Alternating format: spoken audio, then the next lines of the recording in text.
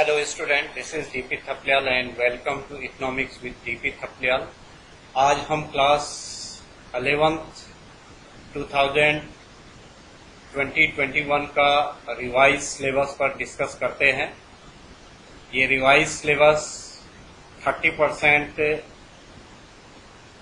इस साल कम किया गया है 2020-21 एग्जाम के लिए, और इसी पर हम चर्चा करेंगे कि कौन कौन सा सिलेबस इस साल डिलीटेड है एज पर सीबीएसई एग्जाम के लिए। अब हमारे पास 70% सिलेबस है जिसे कि एग्जामिन होना है और पढ़ाया जाना है, तो इसलिए ये रिवाइज सिलेबस आप लोग एक बार देख लेंगे। हमारे पास क्लास 11th में दो बुक हैं, part A statistics for economics and part B introductory micro economics. दो बुक हैं और इनके बेस पर जो टोटल हमारे पास सिलेबस है उस सिलेबस को हम as per annual examination, as per total examination 3 part में इसे डिवाइड करते हैं, part A, part B and part C. Part A statistics for economics, part B introductory micro economics, part C project work. Part A 40 marks syllabus, Part B 40 marks syllabus and Part C 20 marks syllabus, total 100 marks question paper, total question paper और annual examination total marks given 100, 40 plus 20 equals to 100। जो project वाला part है उसमें अलग पास होना होता है, जो थ्योरी वाला पार्ट है उसमें अलग पास होना होता है, तो 20 मार्क्स में अलग पास होना होता है और 80 मार्क्स में अलग पास होना होता है। तो इस हिसाब से ये दो पार्ट हो गए हैं। अगर हम एज पर रिजल्ट देखें तो 2 पार्ट हो गए हैं, एक थ्योरी पार्ट, एक प्रैक्टिकल और project part. Theory part 80 marks है, आउट ऑफ 80 33% मार्क्स पास होने के लिए लेने हैं और आउट ऑफ 20 33% मार्क्स पास होने के लिए हमें लाने जरूरी होते हैं। अब मैं ब्रीफ में आपको सिलेबस डिस्कस कर लेता हूं। Part A statistics for economics, इसमें 3 यूनिट हैं। First and second unit 13 marks की है। 13 मार्क्स की ये यूनिट 2 यूनिट हैं और इसमें टोटल एक इंट्रोडक्शन का अपने में यूनिट भी है और चैप्टर भी है। उसके अलावा second chapter collection of data, third chapter organisation of data and fourth chapter presentation of data. तो यूनिट 2 है, चैप्टर 4 हैं। कुल मिलाकर के 13 मार्क्स का ये सिलेबस होता है एनुअल एग्जाम के पॉइंट ऑफ द व्यू से। और ये 13 मार्क्स का जो सिलेबस है ये मोस्टली थ्योरी बेस्ड है, और थ्योरी बेस्ड का मीनिंग ये है कि यहाँ पर initially collection of data, organisation of data and presentation of data के डिफरेंट मेथड, उनके मेरिट्स एंड डिमेरिट्स पढ़ाई जाती हैं, और उसके बाद हमारे पास बच जाता है analysis of data, analysis and interpretation. तो जो हमारे पास थर्ड यूनिट है वो इंटरप्रिटेशन ऑफ डाटा की है। तो पहला जो यूनिट, जिसमें पहली और दूसरी unit introduction and collection, organisation and presentation of data तक हमारे पास ये कैसे करके हम डाटा को कलेक्ट करेंगे, किन मेथड से हम डाटा कलेक्ट करेंगे, उन मेथड से जो डाटा कलेक्ट किया जाएगा उसे कैसे टेबुलर एंड डायग्रामेटिक प्रेजेंटेशन किया जाएगा, वो सारा हमारे पास थ्योरी पार्ट में 13 मार्क्स के लिए पूछा जाएगा। एंड न्यूमेरिकल पार्ट जो है वो 27 मार्क्स का है, और इस जो न्यूमेरिकल पार्ट है उसमें हमारे पास जो यूनिट है, यूनिट 3 हम उसे कह रहे हैं स्टैटिस्टिकल टूल्स एंड इंटरप्रिटेशन। इसमें एक सेंट्रल टेंडेंसी का चैप्टर आता है जिसमें मीन, मीडियन एंड मोड होता है। दूसरा चैप्टर आता है डिस्पर्सन। डिस्पर्सन से हमारे पास अब केवल एक ही डिस्पर्सन रह रखा है, 5 टाइप्स के डिस्पर्सन होते हैं, लेकिन उसमें से 4 डिस्पर्सन इस साल एग्जामिन नहीं किए जाएंगे, केवल स्टैंडर्ड डिविएशन वाला ही डिस्कस किया जाएगा और वही एग्जामिन भी किया जाएगा। इट मीन्स जो डिस्पर्सन है, डिस्पर्सन में से methods of dispersion, 5 methods of dispersion, 4 methods deleted and 1 method are examined year 2020-21। फिर उसके बाद तो ये जो हमारा थर्ड यूनिट है, जो 27 मार्क्स की यूनिट है, इसमें मैं डिस्कस कर रहा था आपको कि पहला जो चैप्टर होता है थर्ड यूनिट का वो होता है सेंट्रल टेंडेंसी। सेंट्रल टेंडेंसी में मीन, मीडियन एंड मोड आते हैं। फिर आ जाता है डिस्पर्सन। डिस्पर्सन में 5 मेथड्स हैं डिस्पर्सन के, बट हमने 1 मेथड पढ़ना है। फिर उसके बाद आ जाता है कोरिलेशन। थर्ड जो चैप्टर होगा न्यूमेरिकल में कोरिलेशन होगा। कोरिलेशन में एक मेथड हमसे कम कर दिया गया है स्पीयरमैन का, वो डिलीटेड सिलेबस में है। केवल कार्ल पियर्सन के कोरिलेशन को ही हम इस साल पढ़ेंगे क्योंकि उतना ही एग्जामिन होना है। और उसके बाद जो फोर्थ लेसन है वो है इंडेक्स नंबर, और इंडेक्स नंबर से एक छोटा सा टॉपिक रिलेटेड है और उस टॉपिक को इंडस्ट्रियल इंडेक्स नंबर वो रिलेटेड है। आगे मैं उसे डिस्कस कर लेता हूं। तो ये हमारे पास 40 मार्क्स का फर्स्ट पेपर हो गया, पार्ट ए हो गया। Part B introductory micro economics है। इसमें इंट्रोडक्शन पहला यूनिट भी है, चैप्टर भी है। ये 4 मार्क्स का है। हाफ ऑफ द चैप्टर इस साल नहीं पूछा जाएगा। उसमें प्रॉब्लम जो पॉसिबिलिटी कर्व होता है, पीपीसी होता है, पीपीसी इस साल नहीं पूछा जाएगा। केवल सेंट्रल प्रॉब्लम ही पूछी जाएंगी। प्रोडक्शन, पॉसिबिलिटी कर्व और फ्रंटियर इस चैप्टर से इस साल डिलीटेड कोर्स में रह गया है। फिर सेकेंड यूनिट में 2 चैप्टर हैं, एक कंज्यूमर इक्विलिब्रियम है, एक डिमांड है। और ये दोनों चैप्टर यूनिट सेकेंड के 13 मार्क्स के हैं। इस यूनिट में कुछ भी डिलीटेड नहीं है। जितना सिलेबस हमारे पास प्रीवियसली था उतना ही सिलेबस अभी भी है। तो इसका मतलब है कि जो रिसेंटली जो डिलीट किया गया है माइक्रो इकोनॉमिक्स के सेकेंड यूनिट से कुछ भी डिलीट नहीं किया गया है। कंज्यूमर इक्विलिब्रियम पूरा का पूरा है एंड डिमांड भी पूरा का पूरा चैप्टर है, कुछ भी इसमें से डिलीट नहीं किया गया है। थर्ड यूनिट है producer behaviour and supply. Producer behaviour and supply में 5 लेसन होते हैं। एक प्रोडक्शन फंक्शन होता है, एक इसी में प्रोडक्शन फंक्शन हो गया, रेवेन्यू हो गया, कॉस्ट हो गया, सप्लाई हो गया एंड प्रोड्यूसर इक्विलिब्रियम हो गया।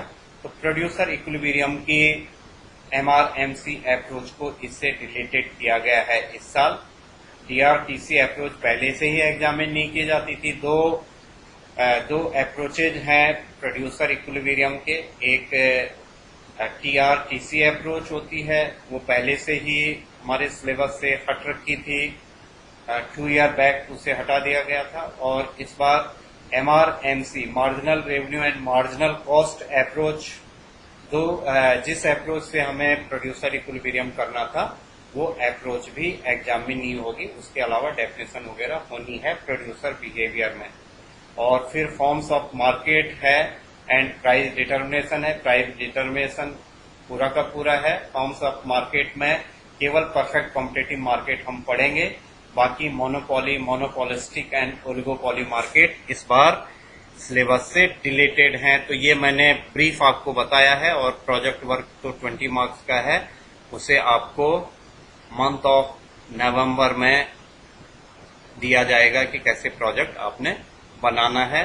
अब ब्रीफ में मैं ये सिलेबस आपसे डिस्कस कर लेता हूं। जो पहला चैप्टर हमारे पास, पहली यूनिट एंड पहला चैप्टर है स्टैटिस्टिक्स का, वो है इंट्रोडक्शन। इंट्रोडक्शन में इकोनॉमिक्स की डेफिनेशन के बारे में इसमें पूछा जाता है, इकोनॉमिक्स की डेफिनेशन हो जाती है। देन उसके बाद इसमें स्टैटिस्टिक्स की डेफिनेशन होती है। डिफरेंट स्टेजेस के बारे में इसमें आ जाता है। तो व्हाट इज इकोनॉमिक्स, इकोनॉमिक्स की डेफिनेशन पढ़ेंगे। फिर मीनिंग पढ़ेंगे इकोनॉमिक्स की एंड स्टैटिस्टिक्स की भी हम इसमें डेफिनेशन पढ़ेंगे। तो meaning of economics, meaning of statistics, scope, function and impotency of statistics. तो ये चीजें हमारी फर्स्ट जो यूनिट है उसमें पढ़ा जाएगा। First unit as well as first chapter भी है ये। तो इतना ही हम इसमें पढ़ते हैं। एक तो स्टैटिस्टिक्स की इम्पोर्टेंसी को पढ़ेंगे हम, इसके फंक्शन को पढ़ेंगे, स्टैटिस्टिक्स की लिमिटेशन को पढ़ेंगे। इतनी चीजें हम फर्स्ट चैप्टर में और फर्स्ट यूनिट जो chapter as well as unit है उसमें पढ़ेंगे। और ये एनुअल एग्जाम में 3 मार्क्स के लिए इससे क्वेश्चन फ्रेम होते हैं। टोटल 13 मार्क्स की पहली and first and second unit जो है वो 13 मार्क्स की है, और 13 मार्क्स में से एक छोटे से ही चैप्टर से एनुअल एग्जाम में 3 और 4 मार्क्स के लिए क्वेश्चन फ्रेम किए जाते हैं। यूनिट सेकंड है कलेक्शन ऑफ डाटा, एक चैप्टर हो गया। Organisation of data next chapter हो गया, एंड प्रेजेंटेशन ऑफ डाटा। तो ये चैप्टर 2 है, ये चैप्टर 3 है, और ये चैप्टर 4 है। इंट्रोडक्शन चैप्टर 1 हो जाता है, ये चैप्टर 1 है। तो ये हमारे पास एक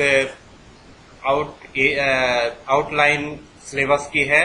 कलेक्शन ऑफ डाटा में कुछ भी चीज को कम नहीं किया गया है, जितना हमारे पास सिलेबस में पहले से ही था उसको पूरे के पूरे को एग्जामिन किया जाएगा, कुछ भी उससे कम नहीं किया गया है। तो हम ये मानते हैं कि इससे पूरा का पूरा हमारे पास सिलेबस में है। और इसमें जो है source of data, primary data, secondary data, how basic data is collected with concept हो जाएंगे, इसके मेथड हो जाएंगे, सैम्पलिंग मेथड हो जाएगा, रैंडम सैम्पलिंग हो जाएंगे, सैम्पलिंग हो जाएगा, रैंडम सैम्पलिंग हो जाएगा, और उसके जो 6 मेथड हैं, 6 मेथड इसमें हम पढ़ेंगे। सोर्स ऑफ सेकेंडरी डाटा पढ़ेंगे, source of primary data, primary data कैसे कलेक्ट होते हैं, सोर्स ऑफ सेकेंडरी डाटा उसे हम पढ़ेंगे। फिर सेकेंडरी डाटा को कलेक्ट करने के लिए हमारे पास कौन से मेथड को हम यूज करेंगे, ये इसमें सेकेंड यूनिट के कलेक्शन ऑफ डाटा वाले चैप्टर में हम पढ़ेंगे। फिर थर्ड चैप्टर हो जाता है यूनिट 2, थर्ड चैप्टर होता है organisation of data. Organisation of data जो है इसमें डाटा को ऑर्गेनाइज कैसे किया जाएगा, उसकी मीनिंग को हम पढ़ेंगे कि ऑर्गेनाइज कैसे डाटा को किया जाएगा, meaning and types of variable, frequency and frequency distribution. यहाँ से न्यूमेरिकल की जो टेबल बनती है हमारे पास, जो वेरिएबल की जो सीरीज होती हैं वो यहीं से इसी ऑर्गेनाइजेशन ऑफ डाटा में हम पढ़ते हैं, जिसमें इंडिविजुअल सीरीज है, डिस्क्रीट सीरीज है एंड फ्रीक्वेंसी डिस्ट्रीब्यूशन सीरीज है। ये हम ऑर्गेनाइजेशन ऑफ डाटा में पढ़ेंगे। फोर्थ चैप्टर है presentation of data. Presentation of data में tabular and diagrammatic presentation of data पढ़ेंगे हम। इसमें ज्योमेट्रिक फॉर्म्स पढ़ेंगे, bar diagram, pie diagram, frequency diagrams को पढ़ेंगे, हिस्टोग्राम, पॉलीगन एंड ओजिव। ये सारे फ्रीक्वेंसी डायग्राम हैं। तो इसका मतलब है कि हम ज्योमेट्रिक फॉर्म्स में बार डायग्राम एंड पाई डायग्राम पढ़ेंगे। फ्रीक्वेंसी डायग्राम में हम हिस्टोग्राम, पॉलीगन एंड ओजिव को पढ़ेंगे। एंड अर्थमेटिक लाइन ग्राफ, इसमें टाइम सीरीज ग्राफ होते हैं, जैसे आप लोगों ने 10th में मैथमेटिक्स में किया होगा। 2 variable and single variable graph को हम यहाँ पर करते हैं, तो अर्थमेटिक ग्राफ वो कहलाता है। तो इतना हमारे पास ये 2 यूनिट जो हो गई हैं। First introduction unit, second unit में हमारा ऑर्गेनाइजेशन भी आ रहा, प्रेजेंटेशन आ रहा है। पहले कलेक्शन ऑफ डाटा आ रहा था, collection, organisation and presentation of data. ये सारा मिलाकर के 13 मार्क्स का सिलेबस हमारे पास स्टैटिस्टिक्स में पूछा जाता है।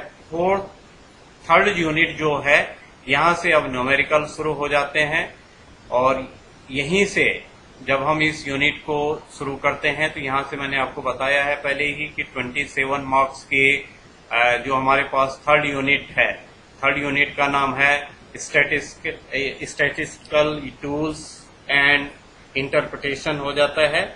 तो हम स्टैटिस्टिक्स में जो फोर्थ हमारे पास थर्ड यूनिट और 5th चैप्टर हो जाता है वो है सेंट्रल टेंडेंसी।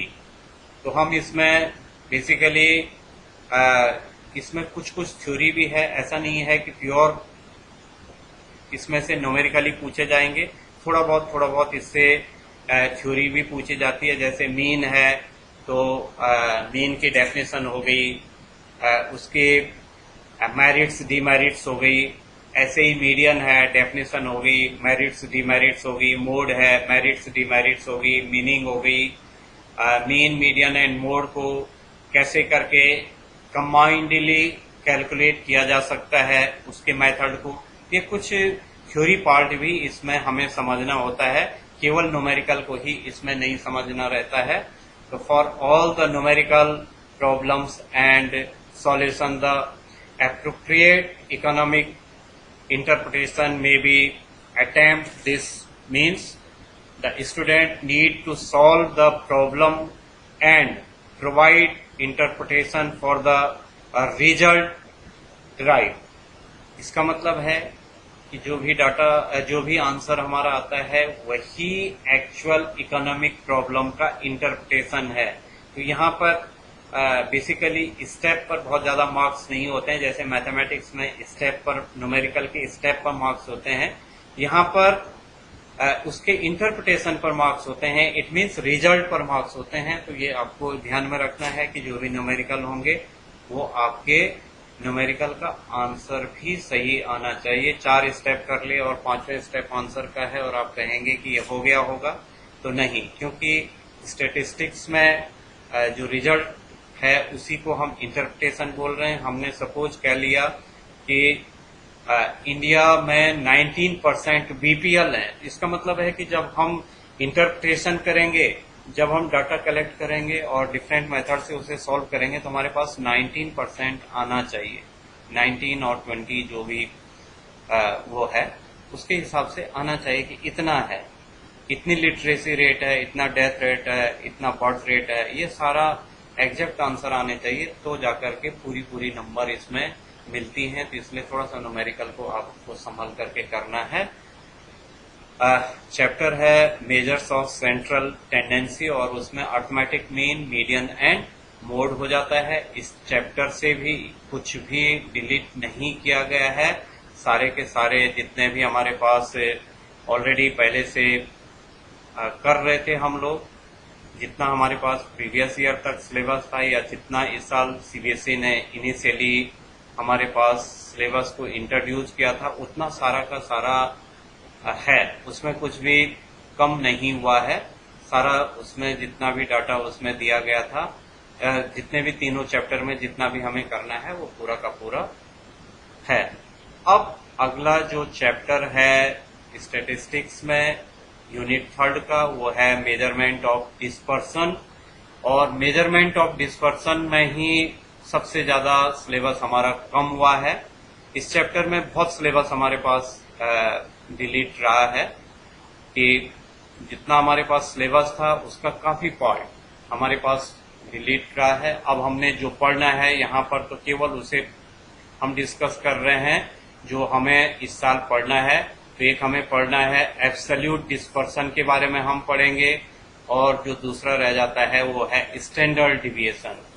स्टैंडर्ड डिविएशन मैंने आपको पहले इनिशियली बताया था कि हम डिस्पर्सन को जो कैलकुलेट करते हैं, डिस्पर्सन को कैलकुलेट करने के हमारे पास 5 मेथड्स हैं। 5 मेथड्स हमारे पास हैं, और इन 5 मेथड्स में जैसे पहला रेंज था, दूसरा मीन डिविएशन था, रेंज भी चला गया, मीन डिविएशन चला गया, क्वार्टाइल डिविएशन ये भी एग्जामिन नहीं किया जाएगा। तो इसका मतलब है कि जो हमारे पास मेजरमेंट ऑफ डिस्पर्सन है, इससे जो क्वेश्चन नहीं हमारे पास एग्जामिन किए जाएंगे, उन क्वेश्चन में जो सबसे बड़ी चीजें हैं, जो सबसे बड़े टॉपिक हैं जिनको नहीं किया जाना है, वो है रेंज आ जाता है उसमें। सबसे पहले जो हमारे पास हमने नहीं करना है डिस्पर्सन में जो डिलीटेड में है, डिलीटेड में जो है वो सबसे पहला मेथड है रेंज का। दूसरा जो है वो है मीन डिविएशन, ये भी नहीं पढ़ना है। तीसरा है क्वार्टाइल डिविएशन, ये भी नहीं पढ़ना है। फोर्थ है स्टैंडर्ड डिविएशन, ये हमने पढ़ना है इस साल के सिलेबस में। और फिफ्थ आ जाता है लॉरेंज कर्व, ये भी हमने नहीं पढ़ना है। तो केवल एक चीज पढ़नी है हमने, डिस्पर्सन। ये बहुत बड़ा चैप्टर था, बहुत इससे ऑलमोस्ट आउट ऑफ 27 15 मार्क्स तक के क्वेश्चन इससे फ्रेम किए जाते थे। प्रीवियस ईयर तक ऑलमोस्ट 15 मार्क्स का ये सिलेबस होता था। एनुअल एग्जाम के पॉइंट ऑफ द व्यू से बोल रहा हूं, बट इसमें से 4 मेथड को इस साल हमने सीबीएसई ने इसे डिलीट कर लिया है इस साल के लिए, केवल इस साल के लिए ड्यू टू कोविड-19 लेट से क्लास हो रही है, इसलिए 30% सिलेबस कम किया गया है। उसमें रेंज हो जाएगा, जो नहीं एग्जामिन होना है, मीन डिविएशन नहीं होना है, क्वार्टाइल डिविएशन नहीं होना है, लॉरेंज कर्व नहीं होना है, only standard deviation and relative dispersion में कोफिशिएंट ऑफ वेरिएशन।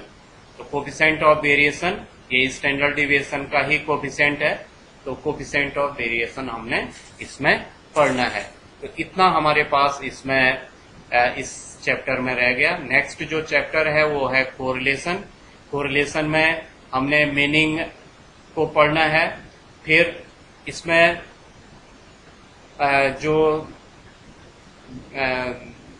जो हमारे पास कम हुआ है, कार्ल पियर्सन को हमने पढ़ना है। कार्ल पियर्सन के भी 2 वेरिएबल जो डाटा होते हैं, 2 वेरिएबल की जो सीरीज होती है उसी को पढ़ा जाना है। तो हमारे पास जो रह गया है वो रह गया कार्ल पियर्सन, और हमारे पास से जो हट गया है वो है स्पीयरमैन।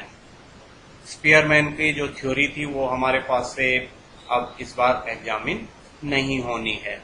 ये तो हमारे पास इस चैप्टर से था। और जो इसमें लास्ट चैप्टर है वो है इंडेक्स नंबर, और इंडेक्स नंबर में हमारे पास जो हमने पढ़ना है वो मीनिंग पढ़ना है, टाइप्स पढ़ने हैं। टाइप्स में 2 टाइप की हम इंडेक्स नंबर पढ़ेंगे। पहले होलसेल प्राइस इंडेक्स पढ़ेंगे, कंज्यूमर प्राइस इंडेक्स पढ़ेंगे, use of index numbers, inflation and index number, इसे पढ़ेंगे। और यहाँ पर जो डिलीट हुआ है वो हुआ है इंडस्ट्रियल इंडेक्स नंबर। तो ये हमारा पार्ट 1 था, पार्ट ए था स्टैटिस्टिक्स। अब हम ये 40 मार्क्स का था, इसमें जो डिलीटेड सिलेबस है वो मैंने आपसे डिस्कस कर लिया है। अब बी पार्ट है। बी पार्ट जो हमारा है, B part introductory micro economics है।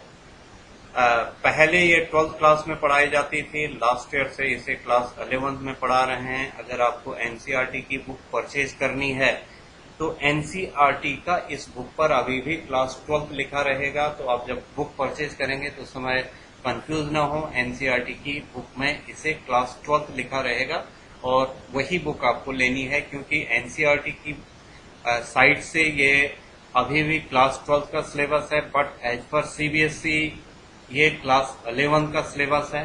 तो इसलिए आपकी जो माइक्रो इकोनॉमिक्स की बुक आप परचेज करेंगे, या ई बुक अगर आप देखते हैं तो ई बुक में भी आपको क्लास 12th सबसे पहले सेलेक्ट करना पड़ेगा। इकोनॉमिक्स क्लास 12th, और क्लास 12th में तब माइक्रो इकोनॉमिक्स पढ़ना होगा। अगर आप क्लास 11th करेंगे तो वहां इंडियन इकोनॉमिक्स आपको मिलेगी इस पेपर की जगह पर, बट लास्ट ईयर से ये इंडियन इकोनॉमिक्स को रिप्लेस करके इंडियन इकोनॉमिक्स 12th में चले गए और माइक्रो इकोनॉमिक्स 11th में आ गया। इसमें जो फर्स्ट चैप्टर है, उस first chapter as well as unit है, ये 4 मार्क्स की यूनिट है। इसे हम इंट्रोडक्टरी या इंट्रोडक्शन बोलते हैं माइक्रो इकोनॉमिक्स का। माइक्रो इकोनॉमिक्स की हम यहाँ पर मीनिंग पढ़ेंगे।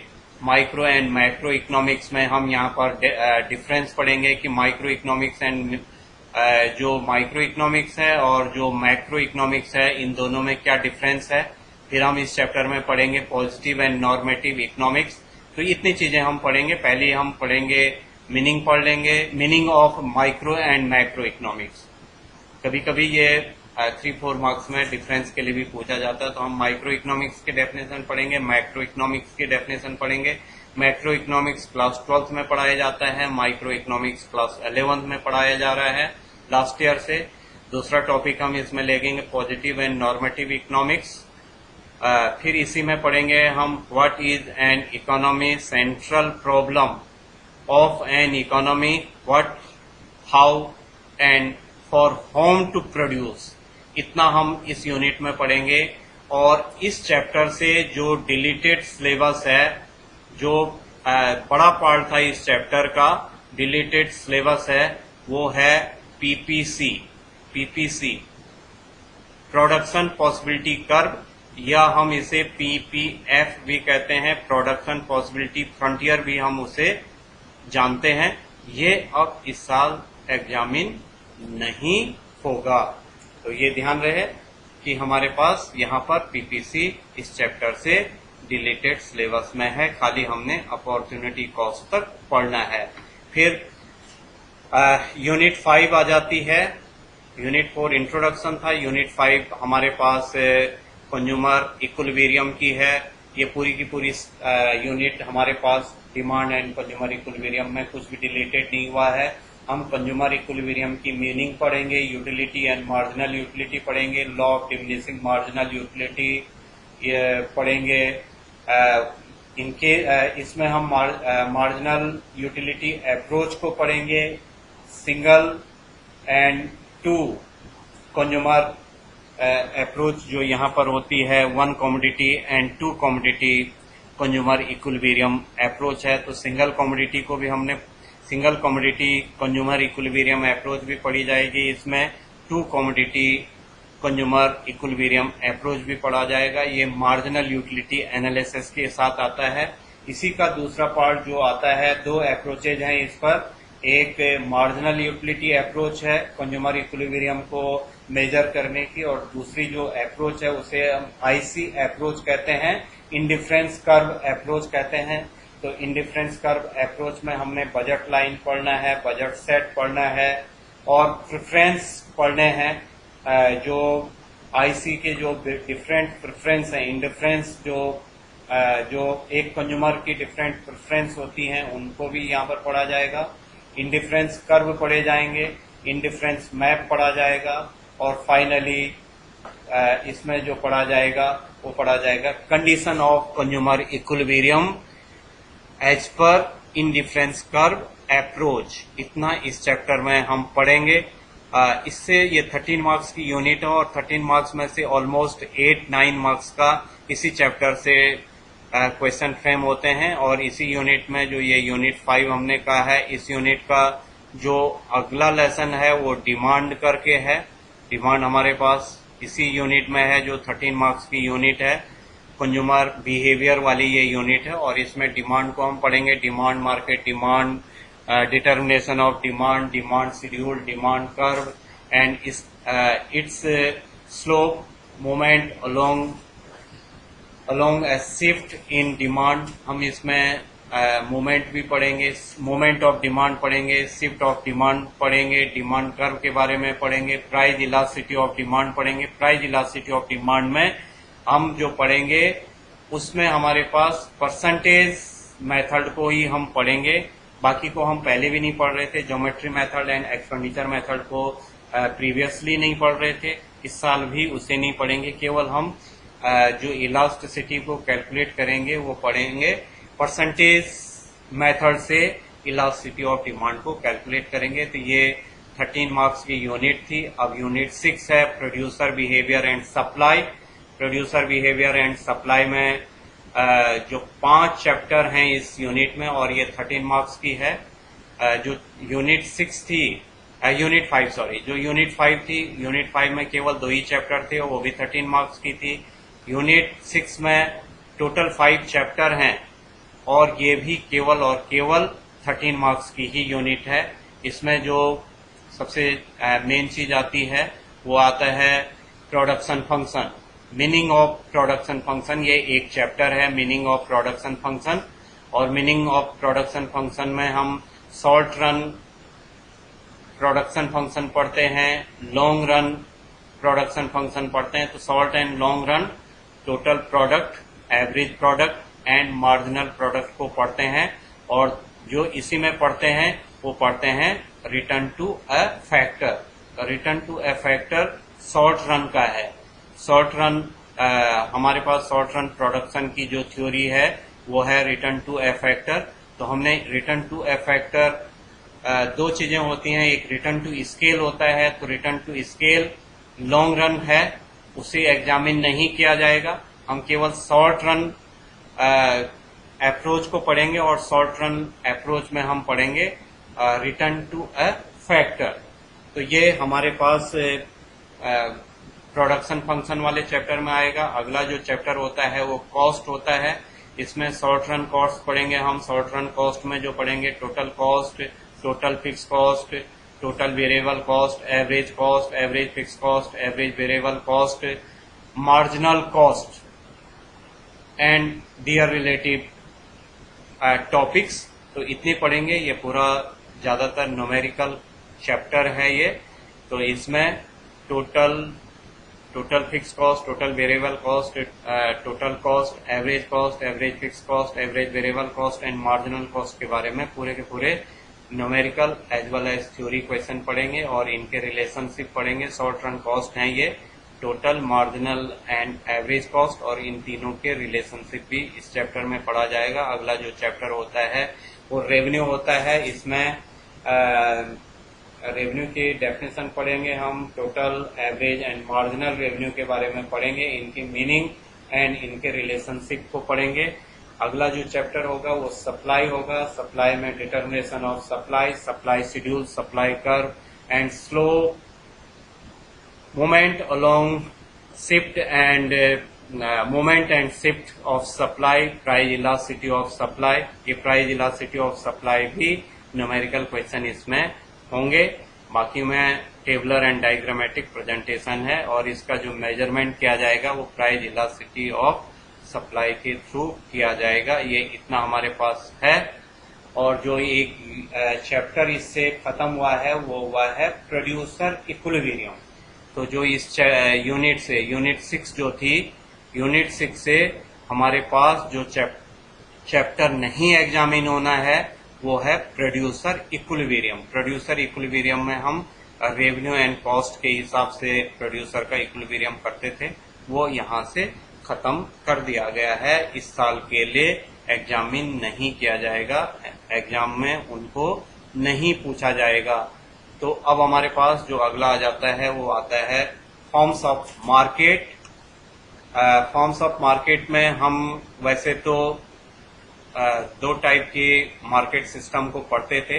पहला जो टाइप था उसमें हम पढ़ लेते थे, दो टाइप से हम पढ़ते थे। एक परफेक्ट मार्केट होते थे, एक इम्परफेक्ट मार्केट होते थे। परफेक्ट मार्केट में एक ही मार्केट आता है, वो परफेक्ट कंपटीशन मार्केट होता है। इम्परफेक्ट मार्केट में हमारा monopoly, oligopoly and monopolistic competition पूछा जाता था, वो अब एग्जामिन नहीं किया जाएगा। तो इस चैप्टर में केवल और केवल जो पढ़ा जाएगा फॉर्म्स ऑफ मार्केट में वो है determination under perfect competition with sample application. Simple application means इसके फीचर्स वगैरह पढ़े जाएंगे परफेक्ट कंपटीशन मार्केट के। और जो नहीं पूछे जाएंगे वो नहीं पूछा जाएगा। एक मोनोपोली को नहीं पूछा जाएगा, मोनोपोली को हम पॉली को नहीं पूछा जाएगा। ओलिगोपोली को नहीं पूछा जाएगा, ओलिगोपोली का हमारे पास अब नहीं रहेगा। और जो एक नहीं पूछा जाएगा वो मोनोपोलिस्टिक कंपटीशन को नहीं हम पढ़ेंगे।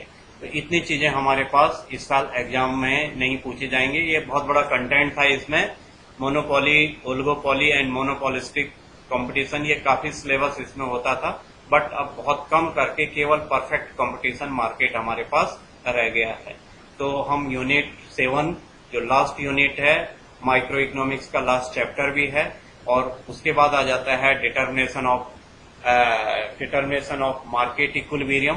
तो डिटर्मिनेशन ऑफ मार्केट इक्विलिब्रियम में हम परफेक्ट कंपटीशन के अंडर कैसे करके हम मार्केट इक्विलिब्रियम को, कैसे मार्केट इक्विलिब्रियम होता है अंडर परफेक्ट कंपटीशन पढ़ेंगे हम। Determination of market equilibrium and effect of shift and demand and supply, ये यहाँ तक एक चीज आ जाती है। और एक आता है simple application of demand and supply. तो इसमें ceiling price and floor price ये आ जाते हैं। तो ये थोड़ा सा बड़ा चैप्टर है फिर से।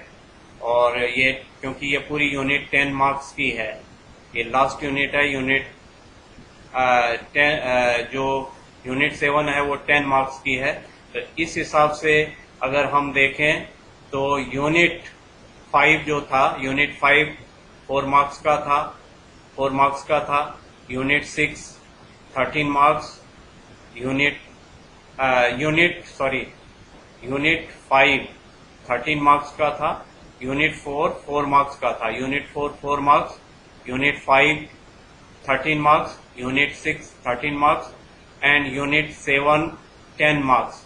तो टोटल ये 40 मार्क्स हो जाता है। तो ये आपका टोटल इस साल का रिवाइज सिलेबस के आधार पर टोटल मैंने आपसे डिस्कस कर लिया है।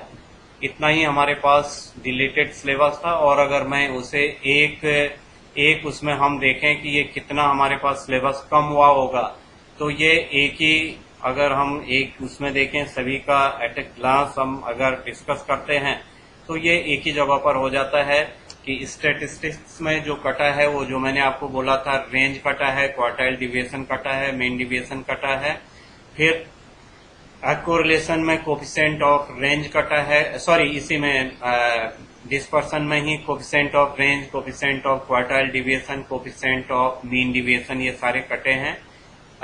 डिलीटेड सिलेबस है ये। और कोरिलेशन में स्पियर्समैन रैंक कोरिलेशन ये नहीं पूछा जाएगा, और इंडेक्स नंबर में इंडेक्स ऑफ इंडस्ट्रियल प्रोडक्ट ये नहीं पूछा जाएगा।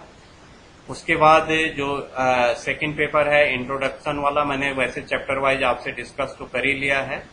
बस आपको अगर ये समझना है तो इसमें जो इंट्रोडक्शन वाली चैप्टर है उस चैप्टर को अगर हम देखते हैं तो उस चैप्टर में हमारे पास फर्स्ट चैप्टर में ही जो इंट्रोडक्शन वाला chapter and as well as unit है, उसमें concept of production possibility frontier, जिसे मैंने पीपीसी भी कहा था। फिर उसके बाद फिफ्थ यूनिट पूरी की पूरी है जिसमें डिमांड, जिसमें कंज्यूमर बिहेवियर है। 6 यूनिट प्रोड्यूसर बिहेवियर है, और उसमें से एक चैप्टर डिलीटेड है और वो है प्रोड्यूसर इक्विलिब्रियम मीनिंग एंड इसके पूरा ही चैप्टर ये खत्म कर लिया गया है। और मार्केट में जो खत्म किया गया है, अदर मार्केट फॉर्म किए गए हैं, monopoly, monopolistic competition and there meaning and features. तो ये 80 मार्क्स का सिलेबस हो गया। 20 मार्क्स का जो सिलेबस आप लोगों के पास होता है, वो 20 मार्क्स का सिलेबस पूरा का पूरा सिलेबस वो प्रोजेक्ट बेस्ड होता है। तो इतना आपका सिलेबस था। Thank you for watching.